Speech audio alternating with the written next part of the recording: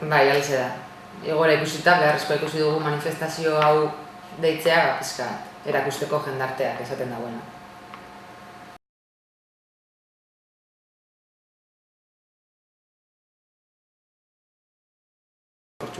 Testoa pizka dago 3 oinarrietan banatuta. Bat da, alde batetik, langileon ikuspuntua gai honen inguruan, bestea merkatariena eta bestea kontsumitzaileena. Orduan, pizkat laburbilduz esaten dagoena da, bat, langileok, merkataritzako langileak badaukatela eskubidea, gainontzeko langileak bezala, beraizia disfrutatzeko eta bere familia disfrutatzeko, eta horregatik ez dela beharrezkoa ez iganta jaioguntari irakitzea eta ere gehiago ez dugula nahi. Bigarren alde batetik, merkataren aldetik, merkatari denda txikien defentsan, jaiegun hauek irekitzea beraien kontra doala eta hori dela eta denda txikien defentsan eskatzen dugula ez irekitzea. Eta ez alde batetik, euskal jendarteak eskatzen duen kontsumo eredua ez dela kate komertzial handiek inposatu nahi dutena, baizik eta betiko denda txiki hiritar herriaren kontsumo arduratsua. Eta pixkat hori da aldarrikatzen dena manifestu horretan.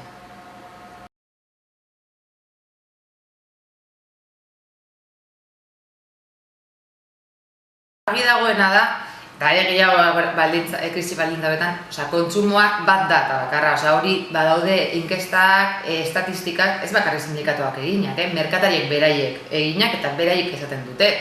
Kontsumoa X saltzen da astean zehar eta egingo litzatekena da kontsumo hori banatu egun gehiagotan. Beraz, kostu gehiago izango litzateke bai merkatarientzako eta, langileen aldetik, bai, zeren gizarte segurantza handitu beharko lukete beste egun gehiago, eta luze bat, logikamente gertatuko litzatekena da langile hauei da dituztenak oso lanaldi luzeak, lanaldi partzialekoak eta luzatuko litzateke egun bat gehiago astean, eta beraz, atsedenik ez lukete izango.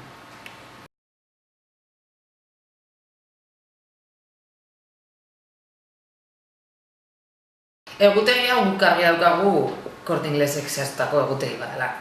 Osea, azkenean beraiei ondo datorkien egunak zehaztu dituzte eta horrela egin dute. Azkenean ze zentzu dauka bestela, uztailak bat zabaltzea Bilbon, denda txikiak badakigu uztailak bat Bilbon, nun larunbat arratsaldetan jada ez da nirekitzen udan ez dalako kontsumorik emoten, igande baten are gutxiago.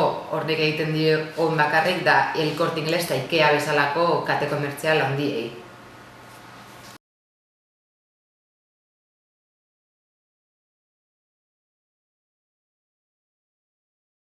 Hemen bi gauza daude, bat, ezailazu galtetzen, pentsatuko bagenu bakoitzak 8 asteburu urtean kentzen dizkigutela ziurrenik inongo graziarik ez leguke egingo inori. Eta bi, noski dela liberalizazioarekin hastearena. Azkenean hau da openkorra zabaltzea bezala Bilbon. Esaten ari direnak kriston irabaziak enboten ari dela. Denok dakigu hori gezurra dela, Bilbon ez dago funtzionatzen. Baina azkenean nahi dutena da kontsumo kultura berri bat sortu.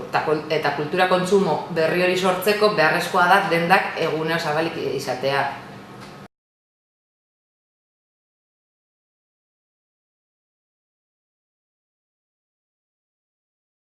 Guk uste dugu Jaurlaritzaren hurrengo pausua izango dela legea aldaketa, lege estatalak baimentzen diona regulatu eta dela proposatuko egutegia sartzea Euskal Autonomia Erkidegoan. Hori da daukagun beldurra.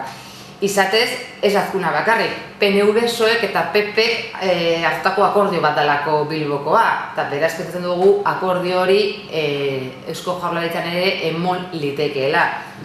Gainera, gehiago kontutan hartuta, gaur egungo Eusko Jaurlaritza nola osatua dagoen.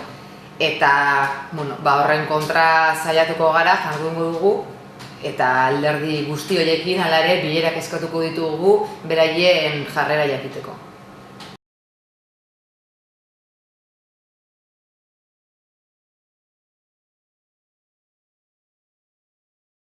Badirudi hori dela Bilboko alkatearen jarrera gai gehienetan, eta dela, berak esaten dauena, badirudi dela jendarteak nahi duena. Argi dagoena da, eta kasu honetan oso argi gelditu dena da jendartea bere kontra dagoela, erabaki honen kontra dagoena, eta ez bakarrik jendartea. Osa, bere merkatariek berak ordezkatzen omen zituen merkatariek beraiek ere publikoki atera dire esaten ez dagoela bera ordezkatzen eta Corte Inglés ordezkatzen dagoela bakarrik. Beraz, Azkunak erabaki barko du hankasartze honen atzera buelta emon edota benetan erakutsi benetako aurpegia eta dala ez Bilboko hiritarrak ordezkatzea, baizik eta kate komertzialak ordezkatzea.